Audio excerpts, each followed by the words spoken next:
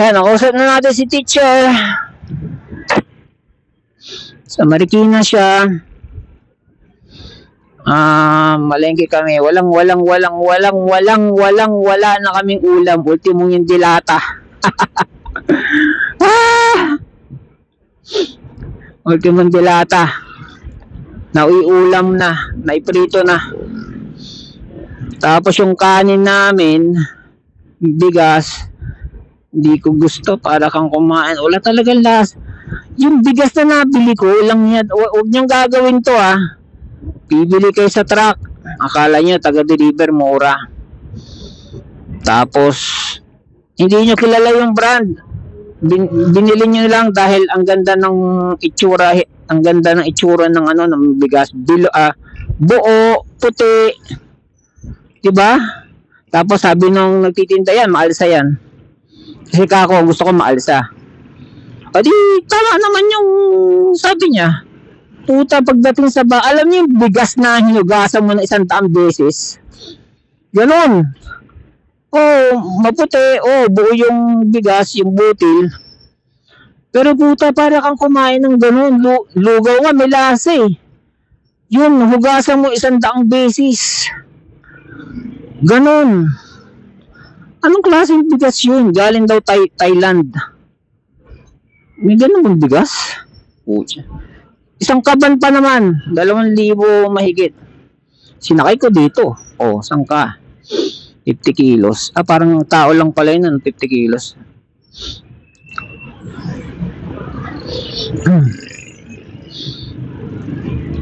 Yun. Kaya kailangan ng mamalengke.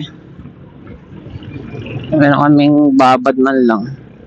Prutas, ganyan. Sabado may lakad si teacher. Linggo, naglinis ng bahay, hindi rin nakapamalengke, ganyan. Kahapon yun pala.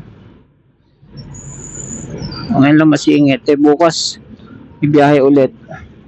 Tapos mahal na araw na pala. Sarado yung mga kapaligiran. Wala lang talaga mamalengke. Kaya lang yung helmet ni teacher na iwan sa school. Buti na lang extra ang helmet sa bahay. Pero extra helmet na yan, walang intercom. Yaman na.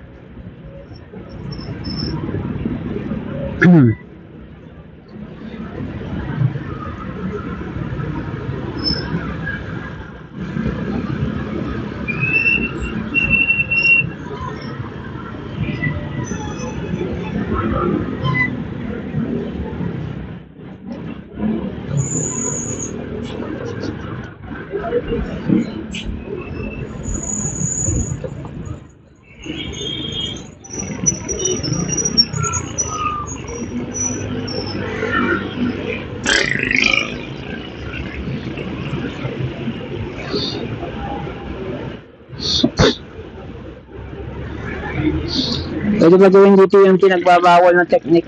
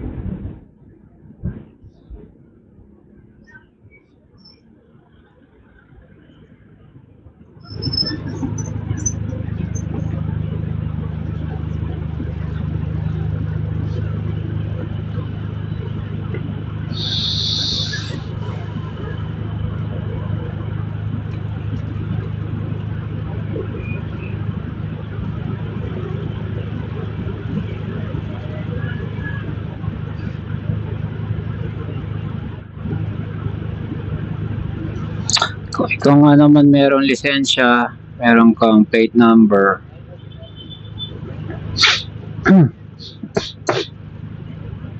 Ganda ng kanyang helmet, Evolution. Pwede naman ako mga ganyan kung forma habol ko, pero ang habol ko kasi safety.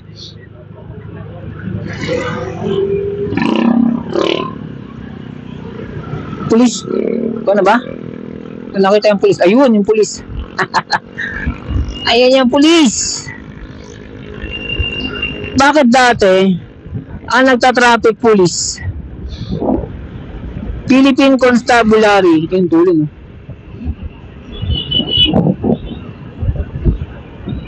Yung chewing kong police yun eh. Pero syempre, parang pa nga sa kanila demotion. Ikaw, pasaway ka. Ikaw, SPO1 ka, pasaway ka. Hindi, actually, hindi SPO1 tawag sa kanila dati, PFC. Ewan ko ibig sabihin ng F.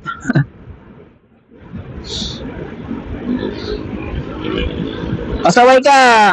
Sa traffic kita i-assign na. Pasaway ka eh. Parang ganon. Tapos recently, nagkaroon nga ng MMDA. Nagkaroon ng LTO. LTO ba dati? Oh, alam ko matagal na LTO eh. Tapos alam ko dati merong hagad. Tawag namin ng hagad or highway patrol. Na ngayon ang tawag ng HPG. Highway Patrol Group. Yun yung matindi pag nanghuli sa'yo dati. Kasi mga HPG niya, mga maalam yan sa batas. Hindi ka pwedeng dyan, palusot dyan. Sa mga HPG, mga matitinik sa chicks. Pag maraming chika babes, alam na. Maraming pangangailangan yan. Dati yun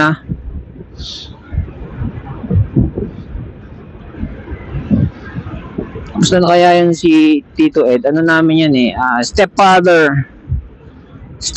na hilaw. Kasi meron din siyang primary. Pero kami, mother namin byuda. Yan. So, stepfather namin yung una, yung PFC.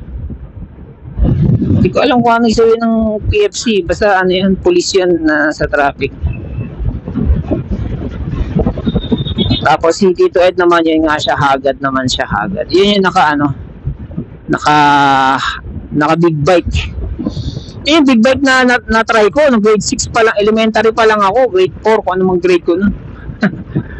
City mo, elementary ka lang, nakapag big bike ko, walang helmet, nakasando pa. Pagdating ko sa bahay, para akong sino yung kumanta ng bicycle? I want to ride my bicycle. Yung itim ng alikabok sa gilid ng mata ko, wagas. Pero enjoy. Hindi naman ako naparo. Dati na nagmamotor na. Tsaka motor niya mababa. Para sa big bike, for some reason, mababa yung motor niya. And laking tao na 6-footer yun eh. Kaya abot ko. Oh. 400cc. Hindi ko makalimutan yung motor niya. 400cc Honda. Pang highway patrol.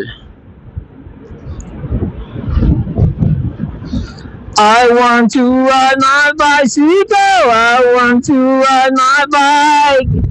I want to ride my bicycle. I want to ride. Concentrate tayo.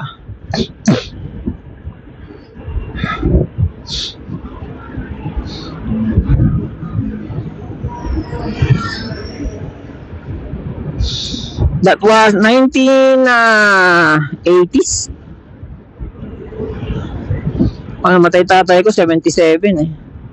77 nga ba? 78 pala. So mga 80s. Yung Katipunan, pinagjajagingan pa namin yan, Katipunan. Ganda ng maganda pa yan, hindi pa gaanong maraming sasakyan. Nagja-jogging kami sa gitna ng sa gilid ng gitna ng island. O, sipin mo yan. Ngayon, try mo yun. Daling araw kami nagja-jogging pag ano.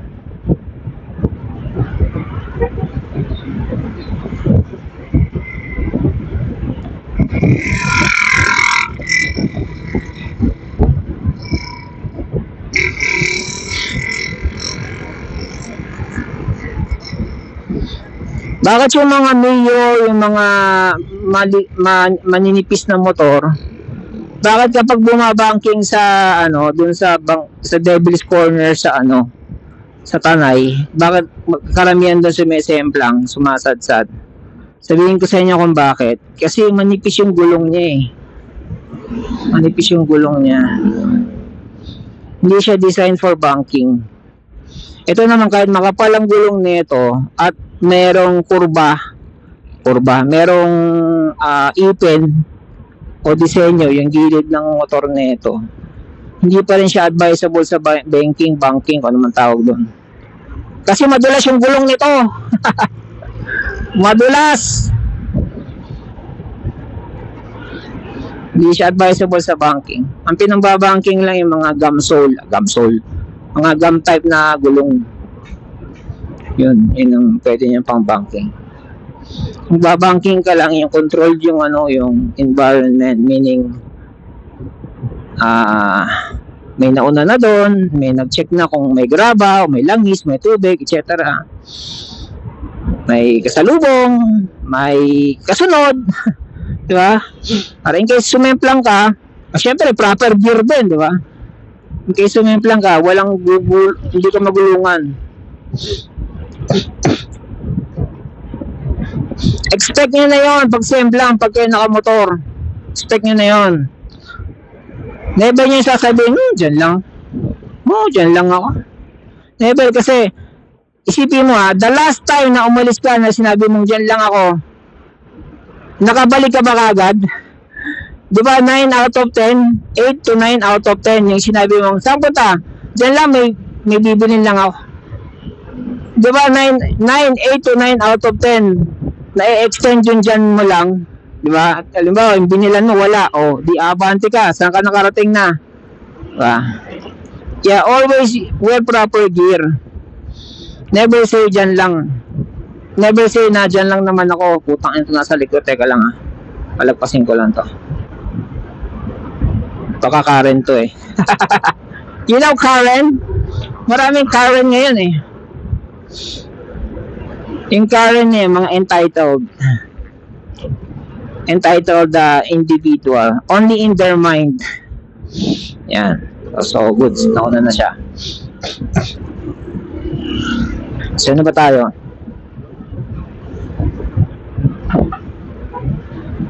Yan, apurado talaga siya, oh.